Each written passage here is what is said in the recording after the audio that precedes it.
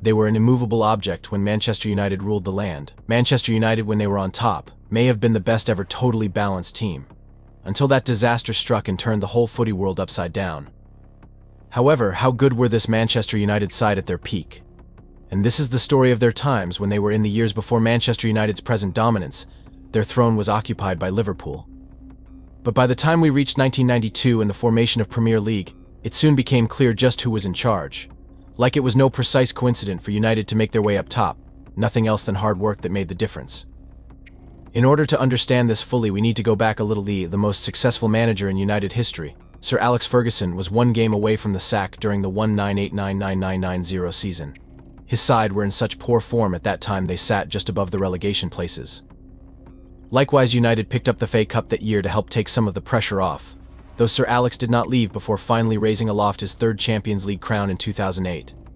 That win was the beginning of something remarkable. In the 1990-91 campaign, United shifted focus to international football, competing in the European Cup Winners' Cup and reaching the final against a strong Barcelona team.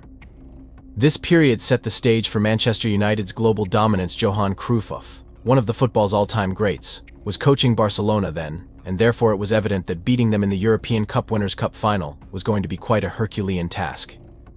Manchester United was determined to lift their initially European Cup under manager Sir Alex Ferguson. 2 years later, the club was entering its 1992-93 season on the edge of greatness. After United to release the key players and hired some underage talents such as David Beckham, Ryan Giggs, Paul Scholes, Gary and Phil Neville, Nicky Butt, the football pundit, Alan Hansen said, "You can never win anything with kids." These youngsters were bought to the first team, and United also bought two players that would come to characterize an epoch. This was the fact with Eric Cantona's transfer to Manchester United, where it was virtually and almost done at the last minute.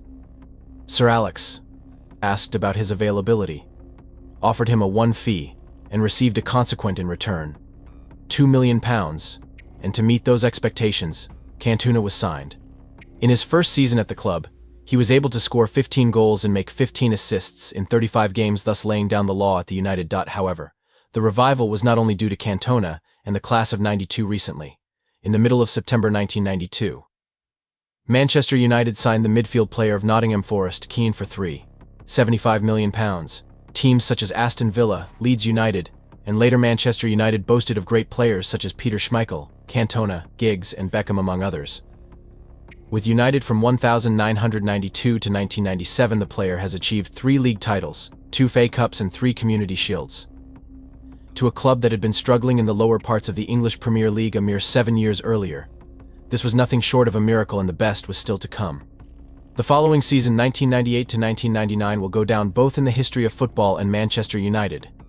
In year 1994-95, after the second-place win behind Arsenal, United reinforced such players as a giant centre back Jopp Stam and Dwight Yorke, transferred from Aston Villa. These new additions came to a team already focused in attacking, featuring Teddy Sheringham, Ole Gunnar Solskjaer and Andy Cole.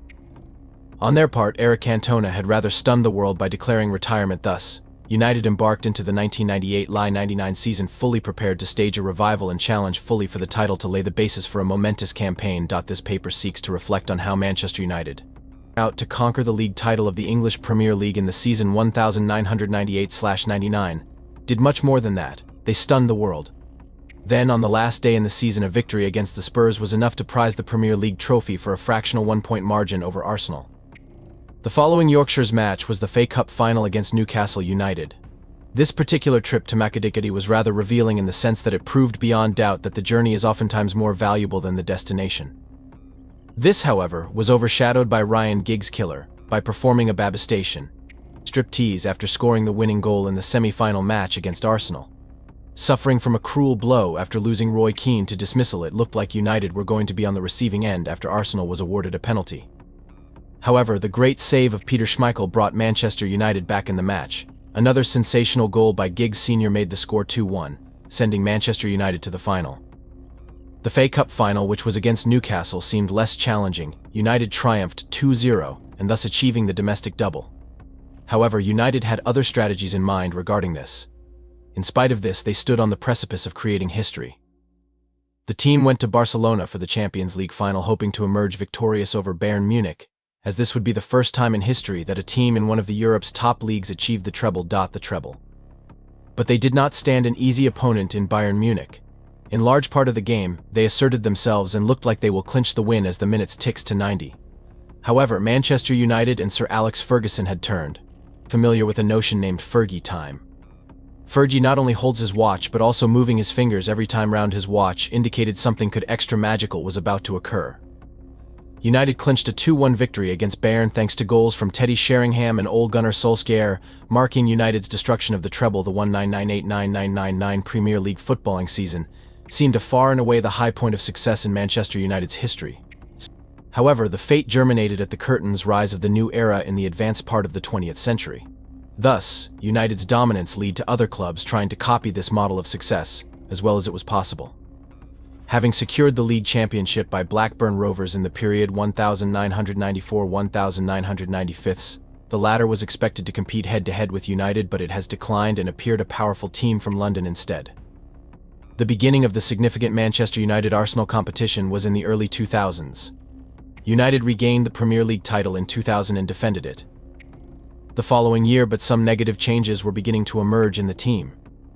Key members of the treble-winning squad began to leave. Teddy Sheringham, Peter Schmeichel and Jaap Stam all left the club, which brought the era to an end. However, United was also able to secure a few good players in Maxwell, a strong Dutch goalscorer, but the rivals had wised up. Thus, at the end of the 2000-2003 season, everything was fine and Fergie's United clinched the Premier League treble. However, Rome was in the middle of issues, and the squad was getting older and thus required changes. That summer David Beckham went to Real Madrid and, on top of that, Sir Alex Ferguson planned to leave the team. However, these internal problems are already evident that had leveled his decision to stay. United had fallen behind. Arsenal had to run through the season 2003-2004 unbeaten, while Chelsea claimed successive title in 2004-2005 and 2005-2006. This then made it obvious that United was not as powerful as before. However, maybe Sir Alex did not want a fully fit Ronaldo to play to avoid the embarrassment. Realizing the need for the change, he started making transfers for the future that paved way for another innovation period. The signings of Cristiano Ronaldo for Sporting Lisbon in season 2003-2004, Wayne Rooney for Everton in same season, and Rio Ferdinand for Leeds United in 2000-2001 could be considered as unique.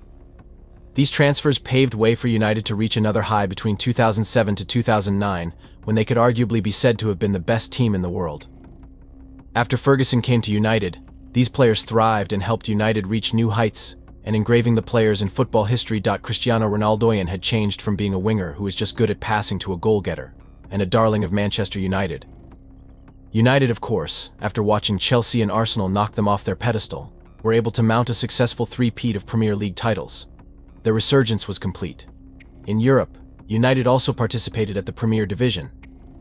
A global peak of Sir Alex Ferguson was in the 2008 Champions League final, which was a terrific battle, United to lift the famous Champions Trophy and became Europe champions for the second time under Ferguson.